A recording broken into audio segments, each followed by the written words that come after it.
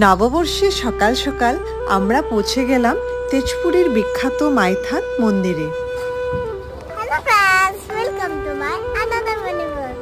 চলো আমরা মন্দিরে যাই।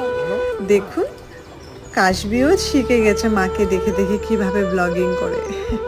যাই হোক বন্ধুরা, এই 400 বছর পুরানো দেবী মা দুর্গার মন্দিরে বছরের প্রথম দিন নতুন কাপড় সিঁদুর আলতা চড়াবো বলে আমরা সবাই লাইনে দাঁড়িয়ে পড়লাম। সেদিন একটু ভিড় ছিল কারণ বছরের প্রথম দিন বলে। তো অবশেষে খুব সুন্দরভাবে আমরা পূজা দিতে পেরেছি, কারণ ওখানে পুরোহিতরা খুব সুন্দরভাবে পূজা করায়। আর এই নদীর পাশে বয়ে গেছে ব্রহ্মপুত্র নদী, তো তাই সেই নদীর পাড়ে বসে একটু মনকে শান্তি করে আমরা শেষে বাড়ির উদ্দেশ্যে রওনা হয়ে গেলাম। তো বন্ধুরা, তোমাদের কিরকম লাগলো এই ব্লগটা? তো তোমাদের যদি ভালো লাগে তো একটা লাইক করে দেবেন। Thank you.